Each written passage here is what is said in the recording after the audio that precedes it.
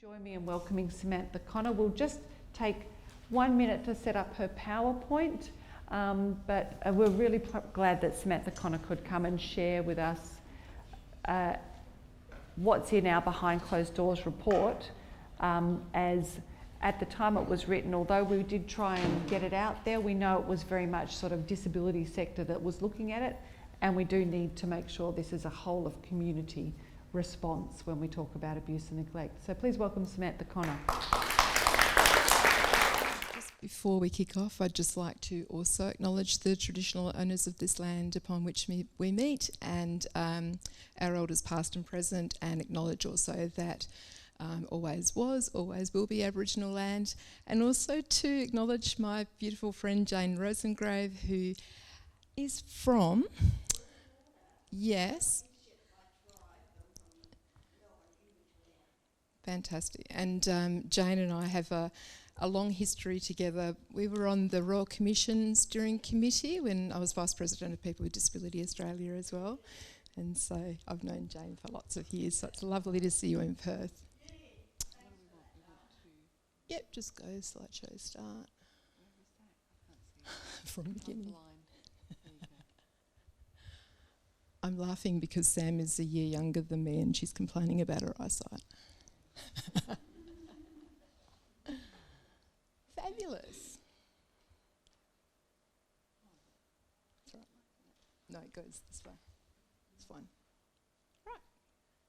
I'm going to do that awkward leaning over thing. Thanks, Sam. Yeah, no, that's no, it's fine. I'll just be a little bit behind here. People don't mind, do they? No? Cool. Okay, so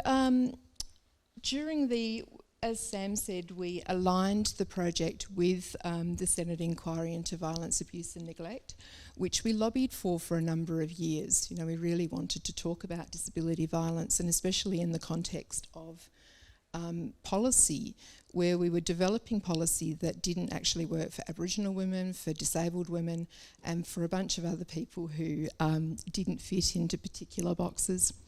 Their definition of institutionalised settings included schools, prisons, group homes, hospitals, and also family homes. So we actually had a very broad context of what institutional settings look like, and so we just aligned our terms of reference with the terms of reference used in the Senate inquiry. Really in WA we haven't held inquiries before unless they've been very isolated inquiries that focused on one particular issue or area. So we had 51 organisations, individuals and families contributed their shared histories, and which was quite remarkable in a 20-week project. It was a really, really short timeline, but we had huge amounts of, I guess, buy-in from especially people with disability and families who wanted to tell their stories, and also who wanted to submit those stories to the Royal Commission and also to the Senate inquiry. We had accounts of rapes on school buses, in sheltered workshops, emotional abuse and passive neglect in group homes, restricted practices in schools and disability service settings. And I think one of the key things was that we were all disabled people who were involved in coordinating the project, and I think that was one really powerful thing about the project. So we started in early 2014. We commenced a statewide consultation.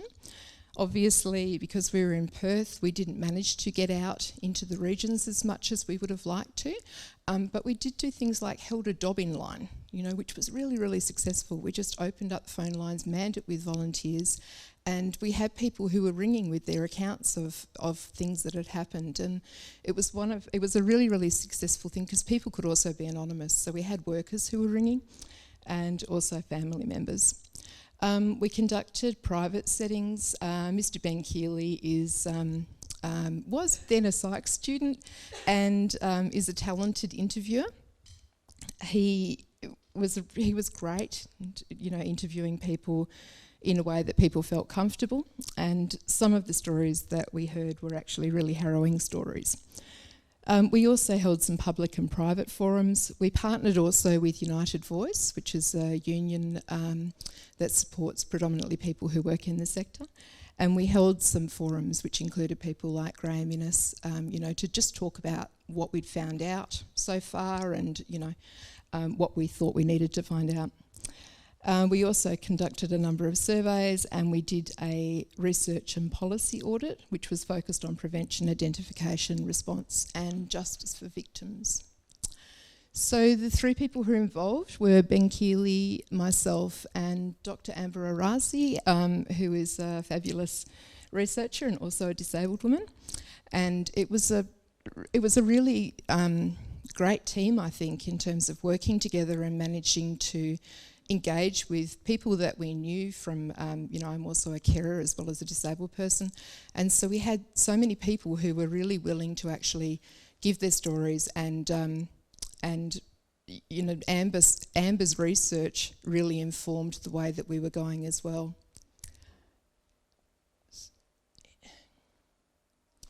So I have a short video from Ben. One of the powerful things was that there were 2 of us who had experienced abuse in institutional settings, and I think the fact that had happened was something that really made us passionate about the project. Ben's made a short video which is about his experience. He went and lived in an institution for a year, and so he's just done a really short one-liner about what residential care is.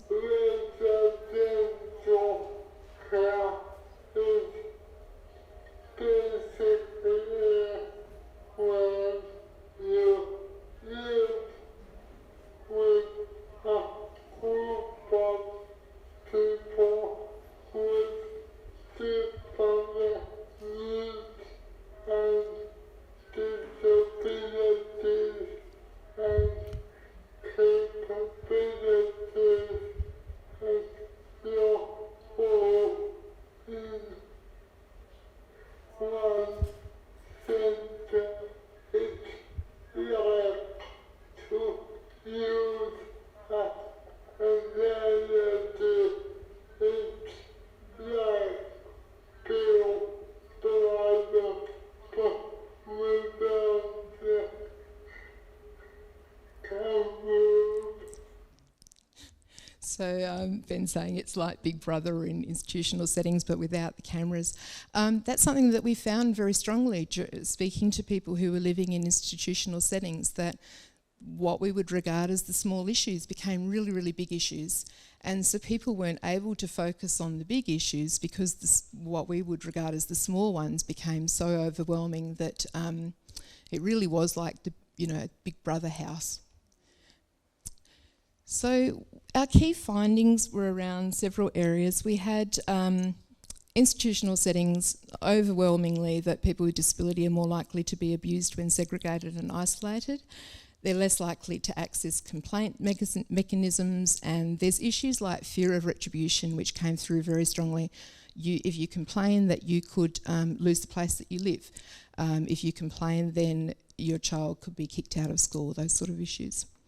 There were significant barriers to reporting. One of the big ones was not being believed, and Jane will tell you that that's an issue for people with intellectual disability especially. People didn't know anything about the complaint system, and sometimes the people who were running the complaint system didn't know about the complaint system. So it was a really interesting thing that we had to sort of unpack what the complaint system looked like, and I think somebody called it a confusopoly, which described it rather nicely. There were police and justice barriers. Police felt that disabled women, especially intellectually disabled women and men, wouldn't actually be able to testify in court and therefore were less likely to press charges. And there were also barriers for women, especially who wanted to be interviewed, and also children who needed to be interviewed, that they needed to go to the child area, the child assessment team, and there's not any, or there wasn't then any specialised kind of unit for people with intellectual disability especially. There's the staff culture. How many people work in this sector in WA, in the disability sector? A couple, cool. So I won't bag out the sector too much then. No, but you know the stories. So, you know, sometimes in organisations, the staff culture can become really toxic, and there's a real level of low expectations for people. And that's reinforced for people who have lived in institutionalised settings for a long time. You only know what you know, and if you've never had the opportunity to actually move out of that place or experience new things, it sort of reinforces those low expectations. The staff were all terrified of speaking to us. We had a lot of anonymous staff and a lot of really scared staff. We allegedly have the best whistleblowing legislation in Australia. We saw no evidence of people knowing about that whistleblowing legislation or how they could use it. There was a real fear of what would happen to them and that they might lose their jobs. And also that resourcing was constantly cited. We don't have time to do this job. You know, we just don't. We're not given the resources. We're not given the time. The health system was horrible. There were really big gaps between health and rehabilitation and mental health. And so those systems presented really big jurisdictional issues because people in mental health said, no, that's you know, health's issue, or that's disability's issue. And really there wasn't a system that actually supported people in that area. Another really common barrier was when people were in state care, so they were in an institutional setting in, you know, under the care of DSC, that your supports can't be replicated. So there were people who have been living in hospital, you know, in Fiona Stanley or whatever the equivalent is, Royal Perth, for a year. And so if you have nursing care, it's quite different from disability care and support. You couldn't leave the hospital.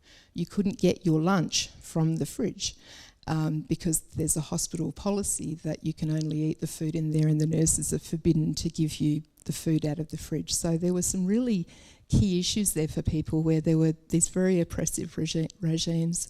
And the Health Consumer Council in the report have a whole number of complaints. HADSCO also gave us some. Does everyone know about HADSCO? HADSCO in WA. It's a Health and Disability... That's it. Services Complaints Office. Thank you, Sam. And HADSCO did a whole bunch of work just prior to the inquiry because they realised that there were no complaints coming out of the disability sector. There were more complaints coming out of the health sector. So they did a really big awareness raising campaign, which I think was quite successful. And the other issue was that in the health system and the mental health system, there was really no repercussions or accountability. A young man was killed by staff when he was held down in a mental health ward, and you know, there was an inquiry and there was an inquest and those kind of things, but there's really no accountability when something like that happens because it's a death in an institutional setting. That's the thing, when people are killed, these ghosts, then, I think we were all kind of, no, that's okay. We were all kind of slightly haunted by all of this. So having a culture of compliance is another thing, especially people who have lost their bodily autonomy, I guess, because you've been a recipient of personal care your whole life, and also that people have taught you to be compliant because that's what it's like with power imbalances, you know, so you've learnt your entire life to be compliant. So when people actually have that level of compliance, it's quite difficult for people to identify what abuse looks like, especially emotional abuse, because you might have lived in a setting or a culture where you've always experienced emotional abuse. So part of what we found as part of the inquiry was that disabled people ourselves actually really needed to find out, you know, more about what abuse looked like so that we can identify it and then get to things like complaint systems. Restrictive practices were a big issue, especially in schools. Passive neglect, which is around institutional settings. You know, people not having teeth anymore because their teeth hadn't been brushed properly. People who had lost significant amounts of weight. I think young Mr. Peter Hall would probably... I just woke you up then, didn't I, Pete? So Peter has done some work around people who lived in one particular institution who had cerebral palsy, and one particular period of time where people, starved to death and were really severely neglected. Schools, we didn't spend too much time because schools is a whole other project. You could spend your life doing schools in the disability sector.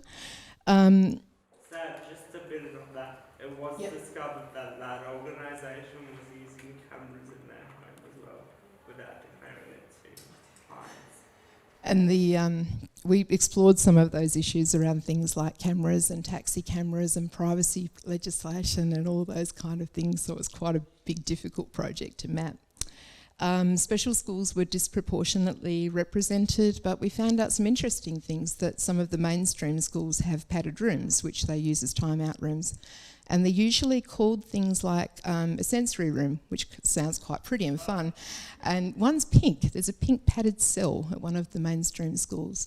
So we were quite startled to find these things out. And so were some of the parents. They weren't aware that their children were actually being routinely restrained in those settings. Prisons were a really big issue that we have the Mentally Impaired Accused Act here. Does everyone know about this? Yeah, some people do. So it's a law that we have in Western Australia where people can be held without charge. So if you have an intellectual disability or a mental health condition, if you're found not fit to plead, you can be locked up in jail for however long. And there's a man named Marlon Noble you might have heard about, who was locked up for 10 years without ever being charged. And then when he got out, he was under 24-hour guard. He also had to ask permission from the state to actually leave his country town, which is Geraldton. So, and he's actually a very powerful advocate now and is speaking out a lot. And Taryn. I thought whilst he can be out here and stuff around, he's still, not that he should be, but he's still under supervision. Okay, I thought he was no longer, but it's an ongoing. And Taryn and PWdWA have done a huge amount of work in that area. One of the things that we really needed for jails was actually to have a declared place, and that was something that sort of happened around this time. That a disability justice centre that some of you might have heard about was actually built, which is a place that wasn't, a jail or a hospital. It was actually a place that was a little bit more appropriate for people to be living in. Detention centres we didn't look at a great deal, but mostly because the Senate inquiry was framed around Australian citizens, but we were aware that there were significant issues in there. Overcrowding of prisons, especially Bandy Up, was a huge issue, and we had some, there's a place called the Inspector of Custodial Services, who are fabulous and go in and record all of the issues. I don't know how much gets done after they record all of the issues, but they were wonderful. And family violence was a really big issue for us. It doesn't look like the type of violence that we might experience in family violence in other areas. For example, violence that's experienced by Aboriginal people in the context of family violence. It looks more like elder abuse, and there's people who are experiencing financial abuse, emotional abuse and neglect. There's no safe pathways out of those places. So domestic violence sectors think that there's something over there in disability that will look after people as, giving them a safe pathway out. And then the disability sector assumes that there'll be somewhere over there in FTV. So, and there's not. It's another one of those really big gaps. We also had, is it fair to say, is there anybody from United Voice here today? No, good. I'm going to be that blunt. We had some differences of opinion with the union about regulatory systems, because we looked very strongly at states like Victoria, who have a very, very heavily regulated system. They have a blacklist, which I believe we're moving towards as well for workers. Basically, you don't have to go to court, you don't have to be charged, but you can have I think they're trying to still work it out what it's going to look like, but if complaints are made about you, then you can be put on a blacklist and then not employed. There's also a thing called a clear card, that is like a vulnerable person's card, which we think would impact on people's choice and control quite significantly. They have it in the ACT at the moment. We think that if that happens, then it probably needs to be an opt-in system rather than mandatory. So, for example, I have NDIS funding and I employ only disabled people. Half of the people who work for me are people with intellectual disability, and some don't have spoken language. So there's no way, mandatory qualifications is an issue. People being able to fill out forms is an issue. So, yeah, and if you just want to get a student to help you at university at lunchtime to come and help with your personal care, they're probably not going to pay $120 just so they can help you wee at lunchtime for 20 minutes. It's not going to happen. So those sort of issues, we had some really distinct points of difference. Young people in nursing homes were another issue, that there were a really representative group of at-risk people because of inappropriate placement. So we have a huge number of people in this state, which has sort of been under-regarded. We only counted people under the age of 49, but under the age of 65, there's many, many people who are in nursing homes rather than in houses. So the CAT team was identified as inappropriate. Staff training was an issue for police. And there was also this reluctance of pursuing cases because of the perception that it wouldn't go anywhere. Then when people, as I talked about before, everybody thinks that there's another service in some other place, in the magical place that there are no services. And when people were abused, sexually abused, physically abused, whatever, they weren't given access to counselling, especially if they didn't use spoken language. So people would quite often have to return to the place where the perpetrator is actually there in your group home. So you're still living with the person who's abused you. And quite often you're still sleeping in the bed where you've been abused. And, so you can imagine what that looks like for people, especially if they can't report it. And, a lot of people are medicated for behaviours, this kind of thing. So there's also a real problem with people sort of regarding abuse as an administrative error rather than actually being framed as abuse. So it's really in a service provider context. So the way that we think about, has everyone heard of institutionalized racism? Yeah, it's a thing where it's a collective failure of an organisation to provide an appropriate and professional service to people because of their race, because of their disability, and it's around the processes, the attitudes and the behaviour that people have, so it amounts to discrimination. We've had recently the issue of Don Dale, you might have all seen that on TV, also of Ms Dew in this state, who was an Aboriginal woman who died in custody. And so those issues, it's very much like that. Institutionalised ableism is discrimination against disabled people. So when we have those institutional structures that actually lead to those that kind of prejudice and ignorance, it really creates a system and a culture where people are really significantly disadvantaged. So I'm just looking at time. What time am I? Soon? Go fast. So just a couple of very quick stories. Sophie, who is a young woman on the top right, and there's a picture of her sister assisting Sophie to drink out of her cup. So Sophie's experienced long-term institutional care from a very early age. A lot of people who are still living in care have gone from Claremont Hospital, Heathcote Hospital, other places that were awful places where criminals were locked up with very young children. I think Sophie was institutionalised about the age of 3 or 4, which was at a time when people were just told to go and drop your kid off and leave the child on the doorstep, So she grew up without parents, then went to a children's home that was also an abusive environment, had some repeated early sexual and other abuse.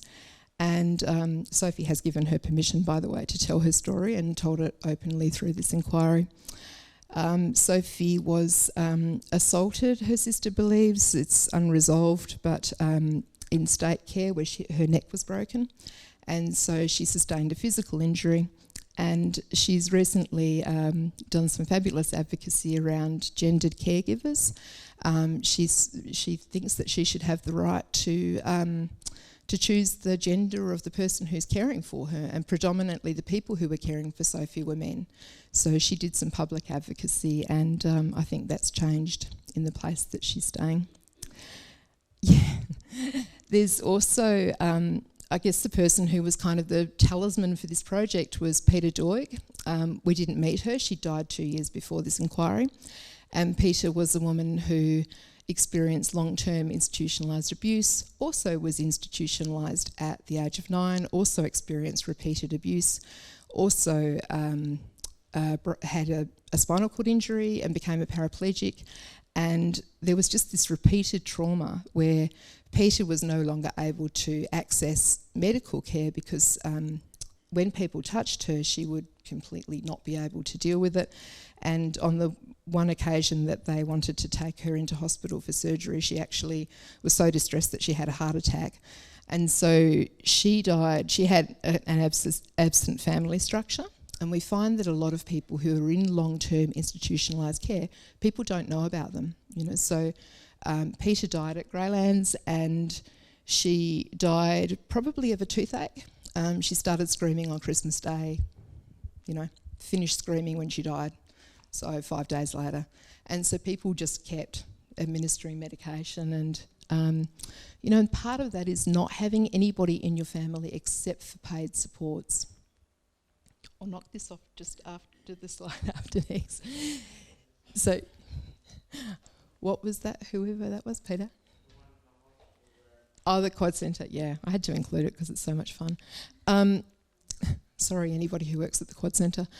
So we had a young woman who worked at a sheltered workshop, and she was sexually harassed and assaulted by a father and son. She wasn't able to disclosed the abuse, and the staff members were senior staff members and had federal police clearances, etc., etc. The complaint wasn't upheld because there was no forensic or other evidence by the time she reported, and her service provider actually came and brought her to us and actually, supported her through counselling and actually to give her complaint, which was fabulous.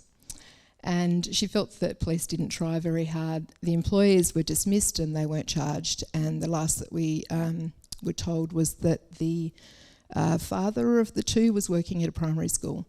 So, so there's really significant issues around people being charged. The other place that there's been a whole bunch of stuff that's happened around the WA Quadriplegic Centre. I'm looking at Sam not just because she's a quadriplegic. And there's been some really big changes around, as a result of this and other advocacy that people have done, including people living there. People being told that they could only press the buzzer in an emergency, being roughly handled and treated, being offered a choice of 2 meals that you have to order a week in advance, being told they can't fraternise with staff. There's all sorts of serious issues, and there's a picture of what one of the rooms looks like, which is it's a 12 by 12 room. One of my friends who lives there has lived there for 28 years, and he's paying $2,000 a week for that room. And so, as somebody who had a diving accident and is compensable, so there's not really a system where people actually go out. One woman who had an accident has been there for 41 years. And so part of the devolution work of assisting lots of people to leave has been a really, really hard thing because people are really severely institutionalised. So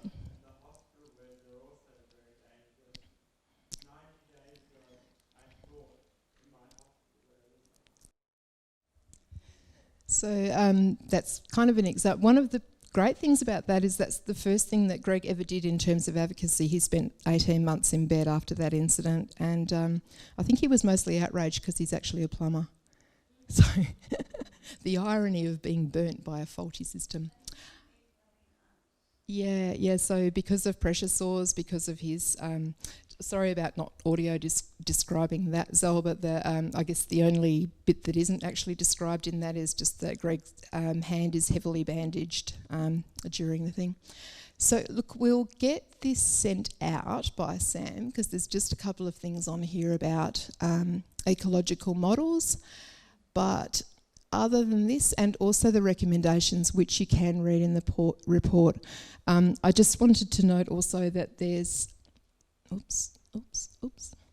we missed out people in regional areas, detainees, this is stuff that Jane's just raised, people from core backgrounds, and the issues of the abuse of disabled women, including breaches of reproductive rights, being forcibly sterilised, people being put on Depo-Provera, all of the ladies from the group home go and get the shot, forced sterilisation, having children removed, Aboriginal people with disability, the history of WA of people living in institutionalised settings, and safeguarding in an NDIS context, but also transparency, honesty and full disclosure.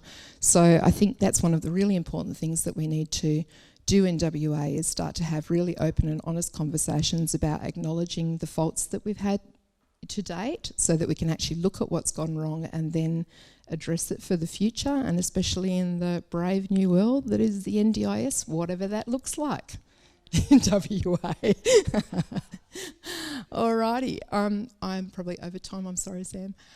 So, but thank you. That was rushed through, I'm so sorry.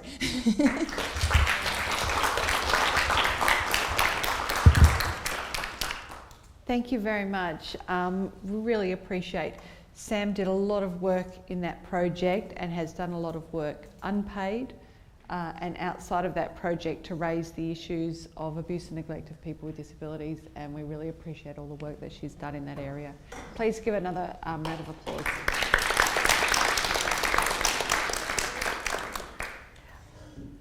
And the work, because of the work Sam has done, we are moving forward on some of those issues that have been raised there today. So I'm lucky enough that I'm now working with the health department on the closure of the quadriplegic centre and how people can be moving back out into the community. And later on in the day, we'll talk a bit about the Abuse and Neglect Task Force, which has been put together since that report was done, which is also trying to start working with education, police and many others around what else can we do to it, so that, because this is within our lifetimes, it's not history.